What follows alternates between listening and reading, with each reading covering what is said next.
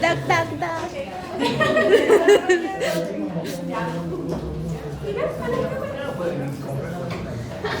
Ah. Ya, ok. Hoy vamos a hablar de los aminoglucósidos. No se distraigan con el bebé, es muy lindo, pero atiendan a los aminoglucósidos. ¿Ya? Los aminoglucósidos, si ustedes se acuerdan, eran inhibidores de la síntesis de proteínas, inhibían a la subunidad 30S, ¿no ven? Entonces esta subunidad, la 30S, es inhibida de manera irreversible, a diferencia de las tetraciclinas, que la acción que tenía era su unión prácticamente irreversible, ¿ya? Entonces, un mnemotécnico que les voy a enseñar para lo que es aprender lo que son los aminoglucósidos es aprenderse uno de los aminoglucósidos más importantes, por así decirlo, los primeros de esta familia, y se van a acordar del inicio de cada una de sus letritas. No. Se van a acordar de cada una de las letras. Mira, mi amor, ven. Ya, entonces no te voy a dar. Ya, eso no se lo puedo hacer. Sí.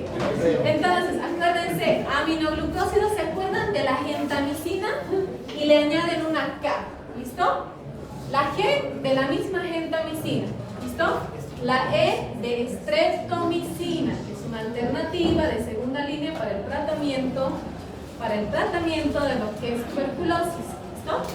La N de neomicina, la T de tobramicina y la A de amicacina, y por último la K de canamicina. ¿Listo? Ahí tenemos a la cisomicina y la metilmicina, que también forman parte de esta familia. ¿Ok? Entonces eso es un mnemotécnico para que ustedes se acuerden.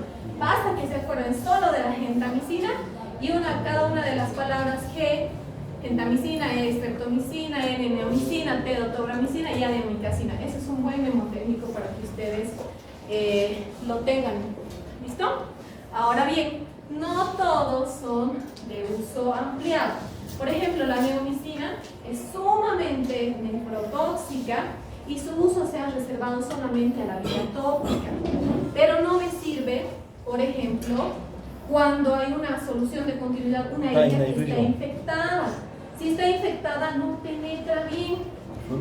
¿Cuál antibiótico hemos visto que penetra muy bien en lo que son heridas infectadas? No se peleen, ¿no? Si Estel se enoja, ¿cómo no van a saber? ¿Cómo no van a saber? ¿Cuál hemos visto que penetra bien? ¿Cuál hemos dicho que penetra? Hemos dicho que penetra bien en tejidos purulentos, infectados, abscedados. ¿Cuál? La dicloxacilina. ¿Qué es una? ¿Qué es una? Penicilina semisintética, no es de antiespectro, resistente a las beta-lactamasas. Hemos dicho que no se tienen que confundir con la doxiciclina, que la doxiciclina es una tetraciclina. Repasen, ahorita. Se va a venir el examen de antibióticos, no van a saber ni qué se llaman ustedes. Ya tienen que repasar, tienen que poner atención a eso. ¿Ya? Entonces, la streptomicina, por ejemplo, y la canamicina, se va a reservar su uso, por ejemplo, para pacientes con Mycobacterium tuberculosis. Forman parte de la segunda línea de tratamiento por tuberculosis. Estás distrayendo. O espero que se acuerden y me digan, a ver, ¿quién me puede decir la primera línea de tratamiento para tuberculosis?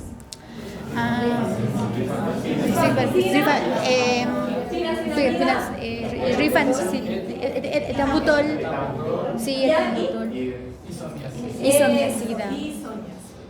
Estos van a ser alternativa de tratamiento. La streptomicina y la amicacina también van a tener espectro para Mycobacterium tuberculosis y va a ser alternativa de tratamiento. ¿Listo?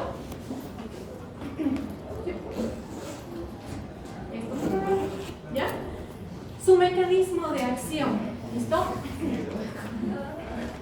Estos aminoglucósidos tienen una sinergia positiva con los beta-lactámicos, no se van a olvidar.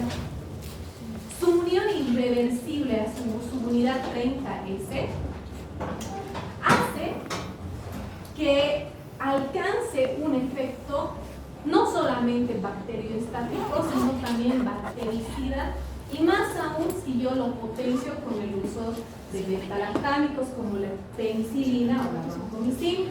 ¿Listo? ¿Cuál es su mecanismo de acción? Como pueden ver ahí en la pantalla, bueno, en la pizarra, estos aminoglucósidos inhiben lo que es la subunidad 30S y su acción va a recaer principalmente en el bloqueo del RNA mensajero. ¿Listo? Aquí podemos diagramarlo mejor. ¿Listo? Ok. En la célula bacteriana, miren, normal, el cordón de iniciación prácticamente de la cadena polipeptídica, el cordón de iniciación de la síntesis polipeptídica, ¿ya? Es normal y funciona adecuadamente porque no está inhibido por nada. En cambio, los aminoglucósidos, ¿listo?, sufren o producen un bloqueo en la translocación, es decir, principalmente en el RNA de transferencia. No quiere. Ya. Entonces, va a producir un bloqueo en lo que es la translocación, inhibiendo la síntesis de nuevos polipéptidos. ¿Listo? Y de esa manera inhibe la síntesis de proteínas. Como es irreversible, pues esta acción se ve potenciada y se ve claramente bloqueada este proceso de translocación. Los mecanismos de resistencia de los aminoglucósidos son muy parecidos a los otros antibióticos que hemos visto. No se van a olvidar, casi siempre las bacterias tienen la capacidad de secretar o producir ciertas enzimas que inactivan la acción inicial del antibiótico, el efecto terapéutico del antibiótico, ¿ya? En este caso hay enzimas transferasas que bloquean este proceso de translocación que prácticamente hace inútil al antibiótico, ¿ya? Esas serían las enzimas que producen ciertas bacterias para este proceso de la acción de los aminoglucósidos. ¿Listo? También se produce o se evidencia una alteración en la permeabilidad o en el ingreso del aminoglucósido para su conjunción con la subunidad 30S, ¿ya? Y otra de las más importantes es la eliminación de la proteína receptora. Tiene la capacidad de producir modificaciones en el RNA mensajero y en el de transferencia, donde tienen receptores específicos en los cuales se unen los aminoglucósidos. ¿Listo? Esos serían sus principales mecanismos de resistencia. Dentro de las características farmacocinéticas, si pueden ver, su vida media es muy pobre, muy cortita, pero los aminoglucósidos tienen algo que se llama efecto post-antibiótico. Este efecto post-antibiótico hace que yo pueda utilizar a estos antibióticos hasta más de, una sola vez al día, ¿listo? No necesito repetir la dosis más de una vez al día, ¿ok? Entonces, este efecto post-antibiótico prácticamente prolonga la vida media. ¿En qué consiste? La mayor parte de los aminoglucósidos se depuran por vía renal y estos metabolitos producidos por la depuración aún siguen siendo activos, ¿listo? Y estos metabolitos activos aún tienen la capacidad de inhibir este proceso de translocación que es esencial para el efecto antibiótico que se tiene, ¿listo? Por eso se dice que tiene post-antibiótico.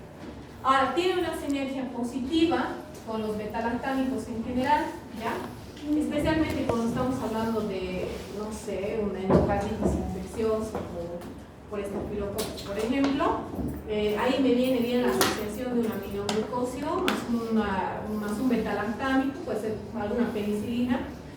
vancomicina, porque su sinergia se potencia prácticamente la acción de ambos, porque tiene acción positiva para ambos.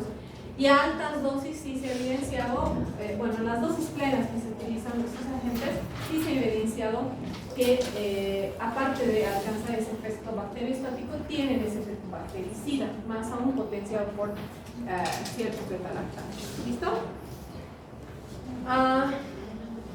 Cuando estamos... ¿Falta? ¿Ahí? No llegó, dice aquí. Vayan pasándole, por favor.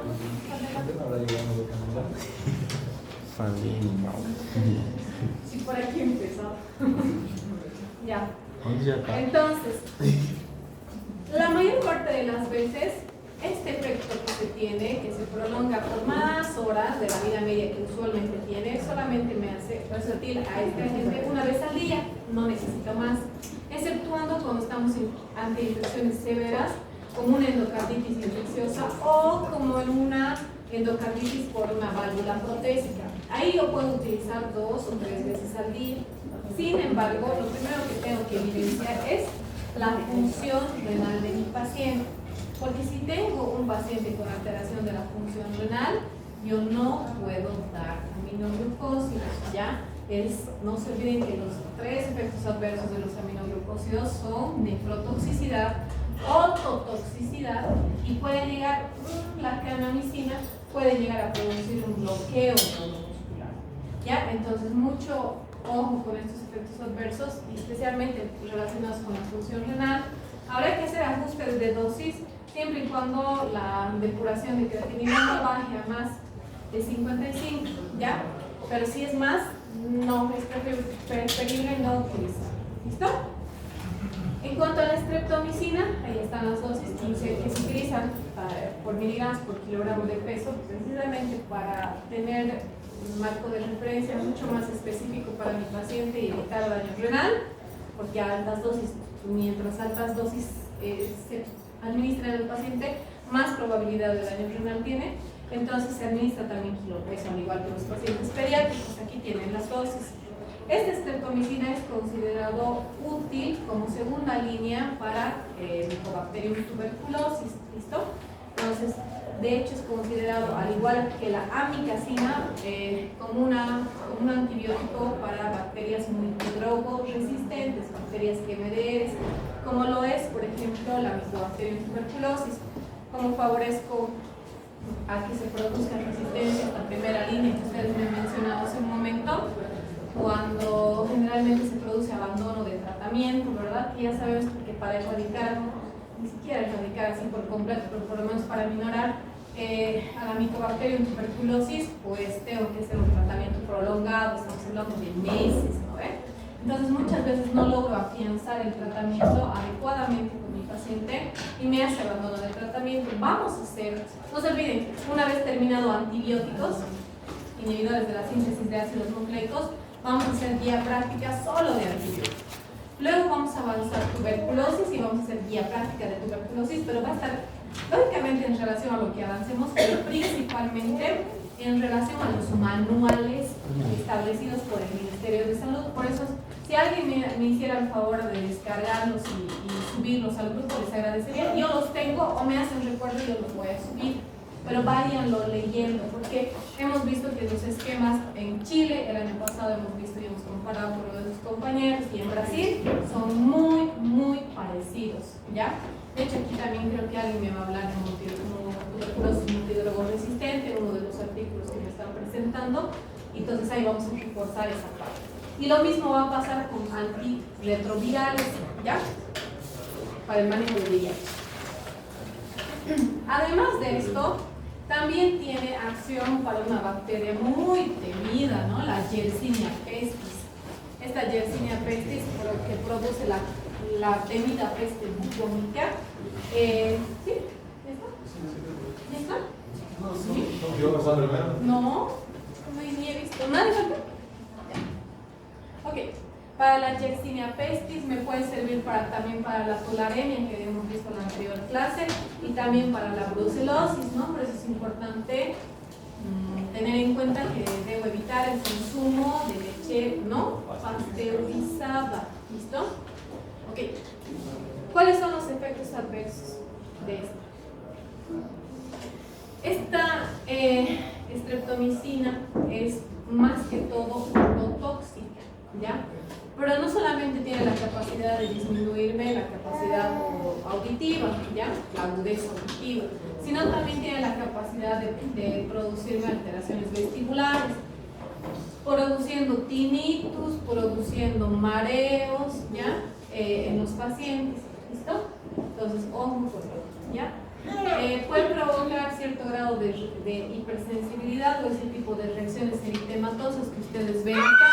En este caso habría que descartar. En caso de las mujeres embarazadas es considerado teratogénico clase B, no es recomendable administrar. ¿Listo?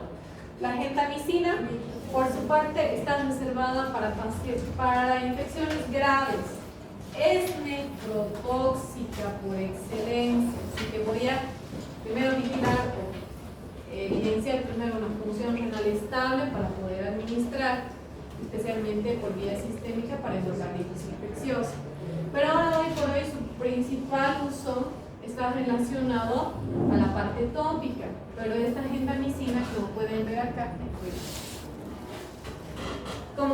acá, ¿ya? Gentamicina por vía tópica al 0,1%, tiene la capacidad de utilizarse en pacientes que han sufrido quemaduras, por ejemplo, para prevenir infecciones, o simplemente en heridas de piel para prevenir infecciones. No se considera adecuado utilizar este tipo de soluciones tópicas en tejidos o heridas infectadas porque su penetración es demasiado pobre, ¿ya? Si estoy ante una infección local, ¿listo?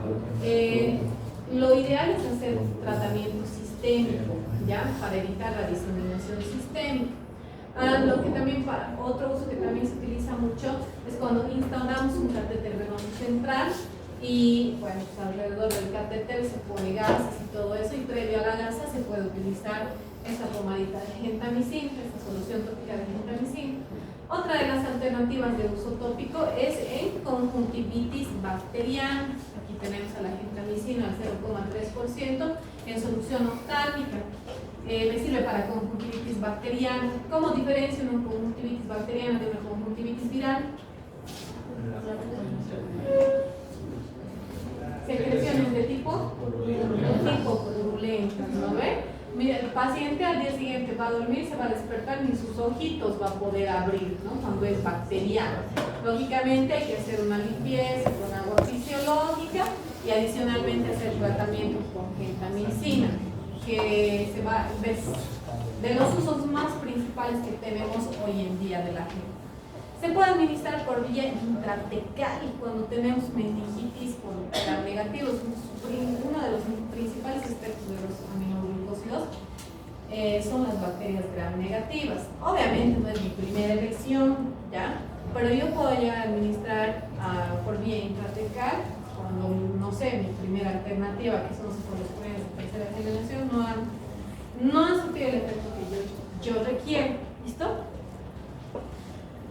La amicacina está considerada, como les mencionaba a un inicio, para Mycobacterium tuberculosis como parte de la alternativa de tratamiento de segunda línea, y vamos a ver que la segunda línea igual tiene su clasificación ABCD.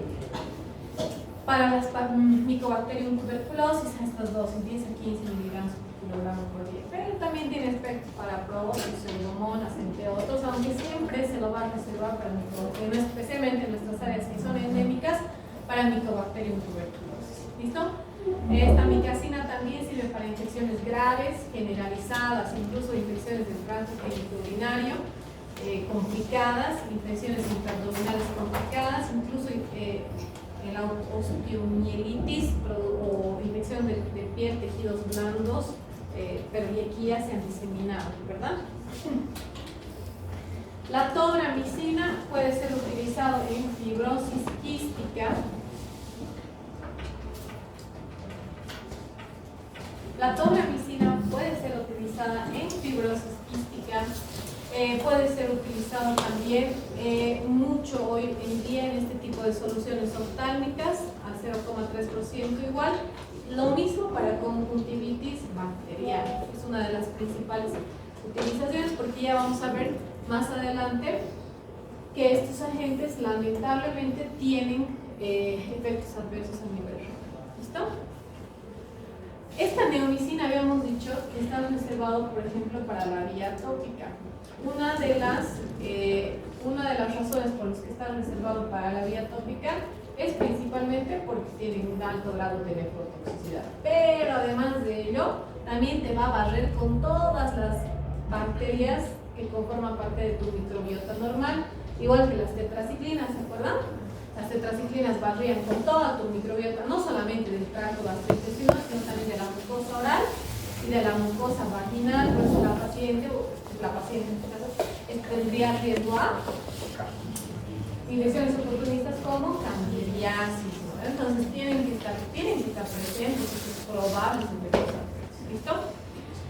La neomicina en asociación a la bacitracina, que es un inhibidor de la pared celular, ¿ya? Tiene acción, digamos, buena, sí, ya en tejidos infectados. Ya la bacitracina, al igual como es un inhibidor de la pared celular, penetra mucho mejor en lesiones cutáneas infectadas, y esta asociación de neomicina más bacitracina en soluciones tópicas sí me puede servir para este control, ¿ya? Otro uso que sí se le da a la neomicina por vía oral es más bien cuando yo necesito por una cirugía electiva, por ejemplo, no sé, resección, no sé, gastrointestinal, o no sé, una reposición del ¿cómo se llama? Se me ha ido el nombre ahorita, una colostomía, por ejemplo, ¿ya? Entonces ahí yo necesito barrer en una primera instancia para esta cirugía electiva, para lo que es esta cirugía, para evitar el riesgo de contaminación diseminada. ¿Listo? Entonces le voy a dar durante 1 o 2 días, no mucho, previo a la cirugía, lo que es la neomicina por vía oral para este tipo de cirugías selectivas a nivel gastrointestinal. También se lo ha demostrado su uso para encefalopatía hepática, aunque está muy poco utilizada. La canamicina es uno de los que mayor cuidado debo tener, porque es el que mayor riesgo tiene a producirme un bloqueo neuromuscular. Generalmente las aminoglutosas en general, especialmente la canamicina, tiene una acción inhibidora en la liberación de las moléculas de los neurotransmisores de acetilcolina. Si ustedes recuerdan bien, la acetilcolina era importante en lo que es la liberación para la contracción del músculo esquelético, ¿verdad? Entonces, cuando se produce esta inhibición como tal, puede producir parálisis de los músculos respiratorios, incluyendo y principalmente el diafragma, y puede producir una muerte súbita en el paciente. Pese a ello, la canamicina también está obviamente de los restringidos, pero dentro del uso o indicaciones de la terapia para Mycobacterium multidrogo resistente. ¿Listo? La paramomicina se utiliza para 2 situaciones en específicas. Para lo que es la leishmaniasis, tanto mucocutánea como visceral, principalmente visceral. Y también puede utilizar para el tratamiento del tamoeo histórico. ¿Ya? La streptomicina también se ha demostrado su uso, no como primera línea, pero sí se ha demostrado que puede utilizar para el tratamiento de gonorrea en dosis únicas de 2 a 4 miligramos por día por 5 días. ¿Listo? ¿Cuáles son los efectos adversos que yo debo conocer y debo saber quiénes son más probables de generarme, por ejemplo, nefrotoxicidad o ototoxicidad? Dentro de los ototóxicos, principalmente está la neomicina, la canamicina y la amikacina, ¿ya? Aunque la gentamicina también puede producirme un leve grado de ototoxicidad, tanto disminuyendo la agudeza auditiva como produciendo alteraciones vestibulares, vértigo, ataxia, mareos, etcétera, etcétera, pero de manera reversible. Muchas veces, concluyendo el esquema terapéutico, que no debe ser más de 5 días, por cierto, se restablece, ¿ya? Lo que no pasa con la gentamicina en su efecto nefrotóxico, porque la gentamicina, al igual que la tobramicina, son muy nefrotóxicos, ¿no? Te disminuyen, te aumentan la creatinina sérica, te disminuyen el plan de creatinina y eso es complicado, ¿verdad? El que mayormente te produce bloqueo neuromuscular es la canamicina, entonces hay que tener mucho cuidado. Cuando se ha producido esto, puedo revertir, ya sea con neostigmina. ¿Qué hacía la neostigmina? Ha llevado conmigo, ¿dónde está? Difícil. ¿Qué hacía la neostigmina? Inhibidor de la acetilcolinesterasa. ¿Qué hacía la acetilcolinesterasa? Aquí me conviene degradar la acetilcolina. No, encima me está inhibiendo. La voy a inhibir para tener mayor cantidad de acetilcolina. O puedo administrar gluconato de calcio que puede revertir el grado de compromiso que se pueda generar. ¿Cuándo es más probable que se generen estos efectos adversos? Uno, cuando yo utilizo dosis altas de aminoglucósidos. Cuando utilizo más de una vez al día.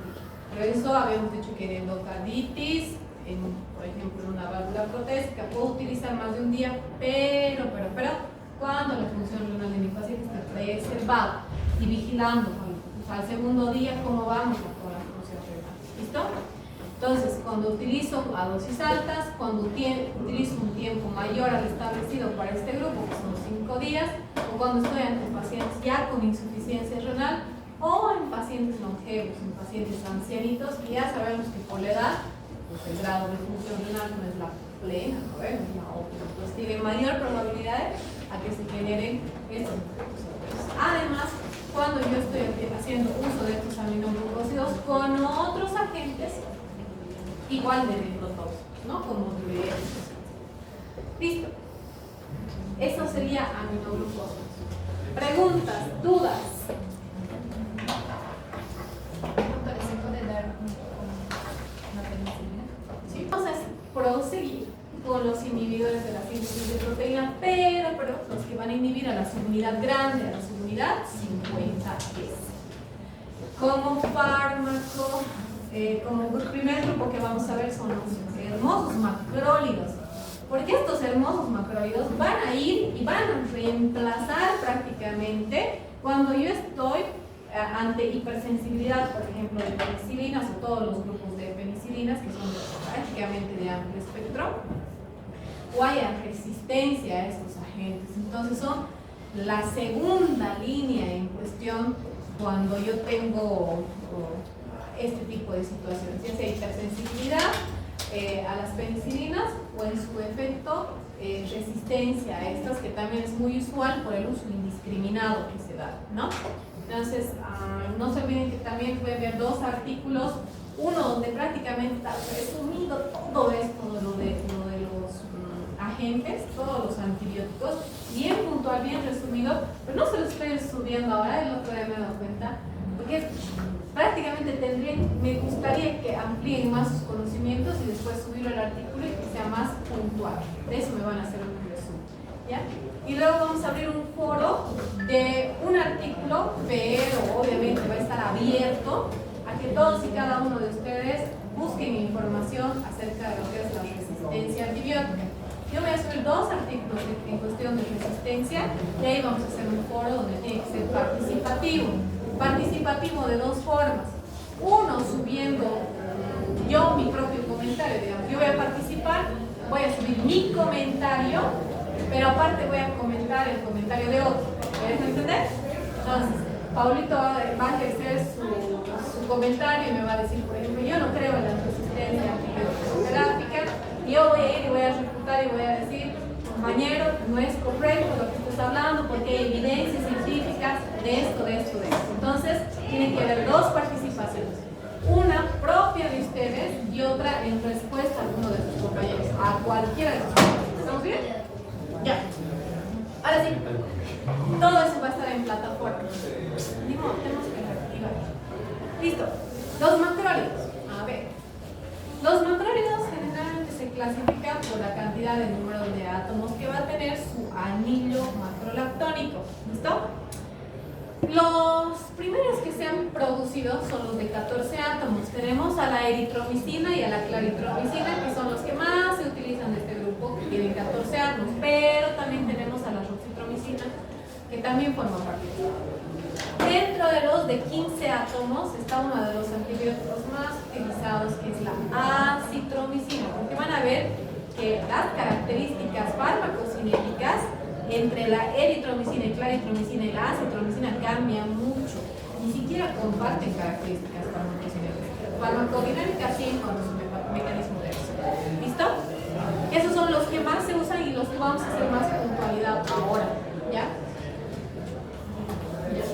En este caso, el mecanismo de acción se centra principalmente en inhibir la síntesis de proteínas por su unión selectiva a la subunidad 50S mediante su unión al RNA ribosómico. ¿Listo?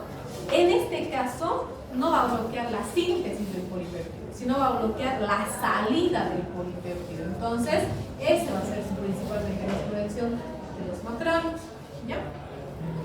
Ahora, estos macrólidos tienen doble acción. Se consideran bacteriostáticos, pero también y en especial la acitromicina y la claritromicina son considerados bactericidas. ¿Listo? Ahora, su pH va a depender, su absorción va a depender del pH. ¿Listo? Mientras más ácido sea, pues va a alterar su biodisponibilidad. ¿Ok? Y también tenemos que ver, en el caso de la eritromicina, tenemos que ver que esta no mantiene un grado de estabilidad a temperaturas altas. Miren, generalmente es estable a 4 grados centígrados, pero mientras más alta es la temperatura, más allá de 20 grados centígrados, prácticamente pierde su inestabilidad y pierde su eficacia. ¿Listo? Mientras más alcalino sea el pH, mira eso. Ya, Tito. ¿Hasta dónde llegó con el anterior? No, es que no hay que decir Entonces, simplemente he hecho un repaso bien puntual de lo que Estito más. Esta eritromicina es la que más se va a alterar su biodisponibilidad. Van a ver que la acitromicina no pasa esto, por eso no comparten características farmacológicas. ¿Ya? El mecanismo de acción sí es lo mismo, va a impedir la síntesis polipéptica.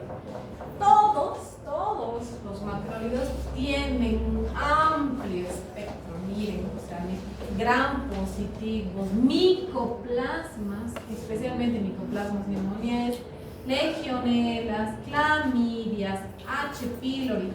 De hecho, la claritromicina, que es el siguiente que vamos a ver, forma parte de la primera línea de tratamiento junto con la amoxi, junto con el metronidazol y un inhibidor de la bomba de protones, primera línea de tratamiento. Y en la segunda línea puede ingresar tetraciclinas, hemos visto, ¿no ve? Que tienen también espectro para el helicobacter. Gram negativos, neiserias, bordetelas, etcétera, etcétera. ¿Listo? Ya, estilo. Existe lo que es una resistencia combinada, se llama resistencia MLS tipo B, en la que si, por ejemplo, yo tengo resistencia a la eritromicina, que es un macrólido, inmediatamente difiero que va a haber resistencia para las linfosaminas, para el inesolic, por ejemplo. Inmediatamente difiero que hay resistencia para las streptograminas. Por eso se llama un tipo de resistencia combinada, que prácticamente la detección de resistencia de uno de los agentes, un macrólido, ya me está haciendo diferir que hay otro tipo de resistencias con otros agentes que corresponden a las lincosaminas y a las streptograminas. ¿Listo? Bueno, hasta aquí no hay ningún problema, todo está fríamente calculado, va a alcanzar el tiempo para todo. Ahora vamos a dar paso a las dos presentaciones, por favor.